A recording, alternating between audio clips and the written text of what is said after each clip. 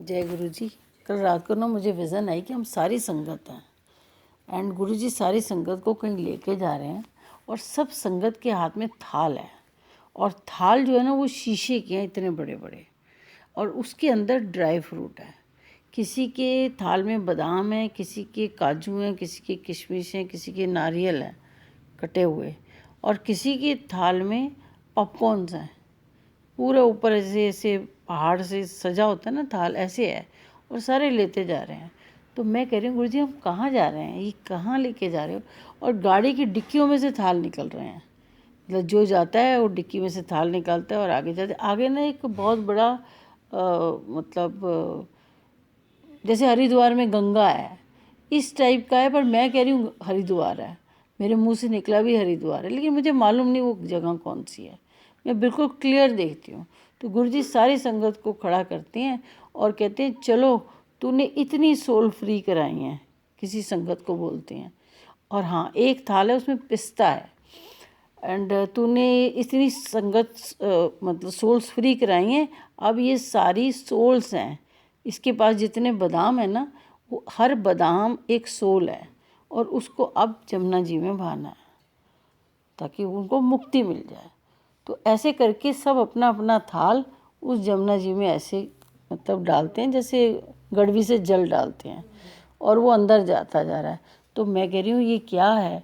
तो कह रहे हैं ये सोल्स हैं, इन सबको फ्री किया। उसमें ना हमारे कज़न्स भी हैं, बहुत सारे जने हैं जो हमारे ग्रुप में भी हैं, सत्संग करते हैं, मंदिर भी जाते हैं, चाहे वो एक बार भी मंदिर गए हों, लेकिन हर किसी ने कोई ना कोई सेवा ज़रूर की है।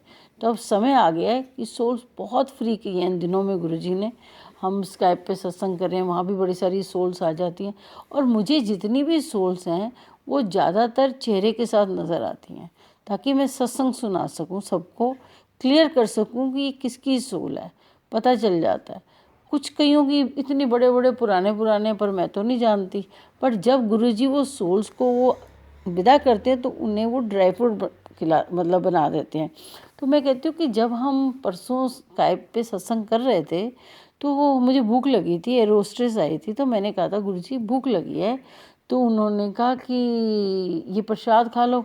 तो उन्होंने एक कटोरी है, मेरे घर में सेम कटोरी है, उसके अंदर ये सारा जो ड्राई फ्रूट मैंने बताया एक एक पीस था और साथ में चम्मच दिया था कि सारे के सारे ये खा लो। तो मैंने कहा हाँ दिया था, इसका मतलब क्या है? कह रहे सचखंड का प्रसाद। मैंने कहा मतलब नहीं समझी।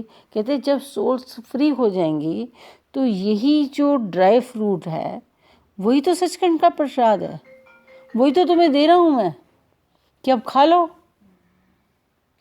पार हो गया सब कुछ। सचखंड का प्रसाद लोग संभाल के रखते हैं, कई लोग खाते नहीं हैं, सोचते हैं खाएंगे जब वेला आएगा। कहते हैं वेला आता है तुम्हारा तभी तो मैं तुम्हें अपने हाथ से सचखंड का प्रसाद देता हूँ कि तुमने बहुत सेवा कर दी, अब प्रसाद ले लो। लेकिन लोग क्या करते हैं, प्रसाद को वैल्यू ही नहीं कोई समझते, सोचते हैं घर ले जाते हैं सबको बांट देंगे, वो प्रसाद तेरा है तू खा।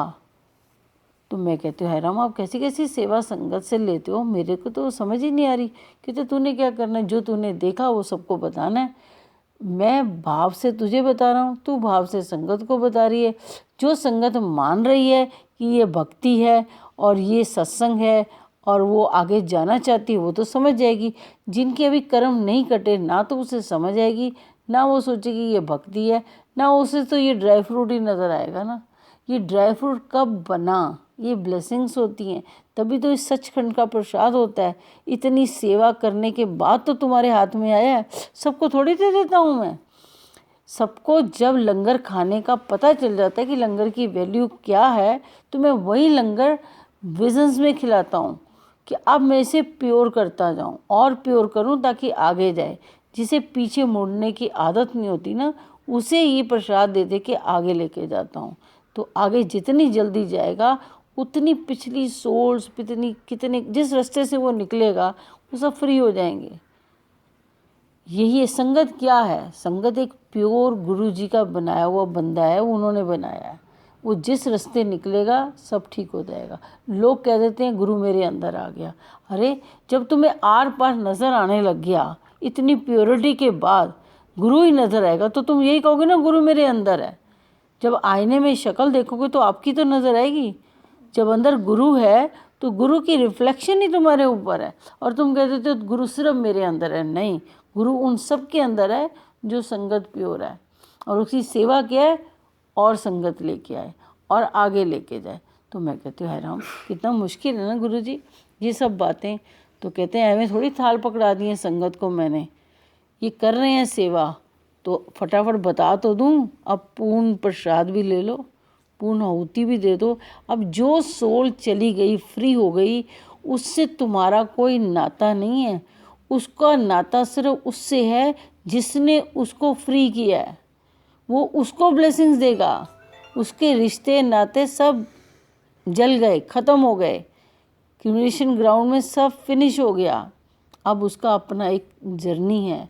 जो जो उसके लिए सेवा करता है या जो भी उनके लिए पाठ करता है, जो भी उन्हें मुक्त कराता है, वो उस मुक्त कराने वाला भी और जो सोल होती है उनका एक रिश्ता हो जाता है। तो जब भी कोई परेशानी उसके ऊपर आती है तो वो सोल भगवान बन के सामने आ जाती है, उनकी रक्षा करती है। तो सेवा सब कर रहे हैं क्योंकि जो ऊपर सोल्स जा चुकी हैं उनको भी आगे जाना है, और जो धरती पे सेवा कर रहे हैं उनके भी आपके जाना है। सिर्फ बातें करना, सत्संग सुनना, लंगर खाना ही भक्ति नहीं है। भक्ति की पहचान तो करो, भक्ति है क्या। तो भक्ति की पहचान तो तब होगी जब आगे के रास्ते साफ होंगे। हम क्या करते हैं, टेम्परेरी खुशियां हैं, मांगते ये काम हो जाए तो इसका मतलब गुरुजी रब हैं। तो कह रहे हैं रब तो मैं हूँ ही, लेकिन तुम हर बार मांगते हो तो जो तुमने पिछला इकट्ठा किया था वो मैं ये सबूत देने के लिए कि मैं रब हूँ और तुम्हारा काम होएगा तभी तुम मानोगे, तो मैं तुम्हें दे देता हूँ। लेकिन उसका मतलब ये नहीं कि तुम आगे चलेगा, उसका मतलब ये है कि तुम पीछे वापस लाइन में लगो। क्योंकि ये जो तुमने पाया है ये तो तुमने पा लिया जो भक्ति करी थी, लेकिन आगे वाला जो स्टेप है उसके लिए भी भक्ति और करनी पड़ेगी। तो जो जो हम मांग के चीज़ें लेते हैं वो मिलने के बाद आप ज़ीरो हो जाते हो। ज़ीरो होके दोबारा आपको आगे जाना है। तो मैं कहती हूँ हाय राम, ये तो बड़ा मुश्किल है। कह रहे तभी तो रोज़ सत्संग करा रहा हूँ, रोज़ लोगों के एग्जाम्पल दे रहा हूँ कि ये इसने ये किया था तो उसको ये मिला है, और अब तुम वैसी गलती मत करना। सत्संग का मतलब ही सिर्फ ये है। इतनी देर तक रात को गुरुजी मुझे समझाते रहे। समझ आ गई? मैं कहा हाँ जी आ गई। मैं उठी 4 बजे कि चलो मैं एक बार सारा कुछ रिकॉर्ड कर लूँ, लेकिन मेरी आवाज़ बड़ी ख़राब थी। जब मैं इतने भारी भारी सत्संग देखूंगी मुझे बुखार भी होगा, क्योंकि मेरी बॉडी मेरे हाथ में नहीं है। बिल्कुल ऐसी अजीब सी थी। मैंने कहा नहीं मैं रिकॉर्डिंग करूँगी, आवाज़ ख़राब हो जाएगी, फिर संगत बोलेगी संगीता आंटी की तबीयत ख़राब है। मेरी तबीयत ख़राब नहीं होती, क्योंकि मुझे आगे जाना है। तो पिछले शरीर पे जो तकलीफ़ें आई हैं उसे आने दो। वो जब मैं उठती हूँ फ्रेश होती हूँ तो मैं आगे ही होती हूँ। पिछला मैं नहीं सोचती कुछ भी, मुझे सोच के करना क्या। जब गुरुजी ने आगे का रास्ता दिखा दिया तो मैं आगे चली जाती हूँ। फिर मैं कहती हूँ, फिर मैं दोबारा सो जाती हूँ।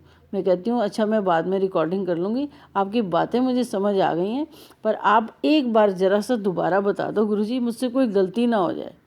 क्योंकि ये सेवा बहुत डिफ़िकल्ट है, आसान नहीं है, लेकिन आसान है।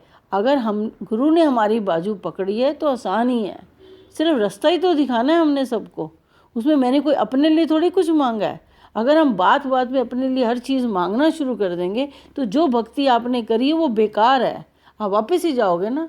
पहले इस लेवल तक दोबारा हो। तो हम क्या करते हैं, रोज़ लाइन में लगती हैं, रोज़ लाइन से निकल जाते हैं, रोज़ लगती हैं, रोज़ निकल जाते हैं। पाना बहुत आसान है, लेकिन जुड़े रहना बहुत डिफ़िकल्ट है। हाँ, भगवान ने मना नहीं किया। आप पाठ कर रहे हो और आप कह रहे हो मैं इसलिए पाठ कर रहा हूँ कि मुझे ये चीज़ चाहिए, तो गुरुजी कहेंगे हाँ मैं तुझे दे दूँगा, तू यहाँ तक तो पहुँच। हम यही अपने बच्चों के साथ करते हैं। फिर हम वो दे देते हैं तो हम ये सोचते हैं कि बच्चे को चीज़ मिल गई है, अब ये और आगे जाएगा। लेकिन नहीं, बच्चा आराम से बैठ जाता है। हमारे बुरा दिन तो निकल गए, अभिमान कर बैठता है, कुछ भी कर बैठता है, और जो भक्ति हाथ में ली होती है उसे खो देते हैं। फिर गुरुजी वापस कोशिश करते हैं। उन्होंने ये नहीं कहा कि मैंने तुझे बाहर निकाल दिया, उन्होंने ये कहा है कि जो इस लाइन में यहाँ तक आ गया है पहले मैं उसे अटेंड कर लूँ, फिर तेरी बारी आएगी, तब तक तू पीछे बैठ। हम वो अपनी गद्दी या जो भी सीट या जो भी चीज़ें होती हैं हम अपने आप खो देते हैं। खोने के बाद वापस वहाँ तक पहुँचने के लिए फिर ज़ीरो से ज़िंदगी शुरू करनी पड़ती है। तो 90% लोग वो ज़िंदगी रोज़ शुरू करते हैं, रोज़ किसी लेवल पे पहुँचते हैं, रोज़ धक्का खा के पीछे चले जाते हैं क्योंकि मांग लेते हैं। तभी तो वो बार बार कहते हैं मन्नो मंगो नहीं, जब मन्नन लग जाओगे मंगंदी लोड़ नहीं पाएगी। ये सच है। सबसे बड़ी बात है हमें खुशी होनी चाहिए, और खुशी बहुत है। मैं तो रात की बात सुबह तक भूल जाती हूँ, मुझे याद ही नहीं रहता। मुझे रख के करनी क्या है, नुकसान है मेरा, मेरे आगे जाने के लिए अड़चने हैं, वो मेरे को रोक रही हैं। लेकिन मुझे नहीं सोचना कुछ भी। अगर किसी ने कुछ कहा है तो भूल जाओ, शुक्राना करो तूने कुछ कहा, मैंने गुस्सा नहीं किया ना, इसका मतलब मैं अपग्रेड हो रही हूँ। अगर मैंने गुस्सा कर दिया तो उसमें और तेरे में फ़र्क क्या है? बस वो फ़र्क ही बताते जा रहे हैं। हर किसी का सत्संग सुनाने के बाद यही कहते हैं, फ़र्क समझ आया? मैं कि हाँ जी आया। बस यही सिखाने आया हूँ। हमारा ध्यान क्या है? लोग कहेंगे कोई और संगत बताओ, कोई और सत्संग सुनाओ आंटी, नया सत्संग सुनाओ। तो गुरुजी कहते हैं पिछला समझ आ गया, जो नया पूछ रही है। तो पहले जो पिछला एक्सपीरियंस किया है उसको अच्छी तरह पक्का तो कर लो, तभी तो आगे जाओगे। तो ये बातें रात को गुरुजी मेरे साथ बहुत सारी कर रहे थे, तो मैंने अपनी तरफ से कोशिश की है कि जितनी उन्होंने मुझे बताई वो सब मैंने आपको बता दी। कोई गलती होगी तो माफ़ करना चाहिए।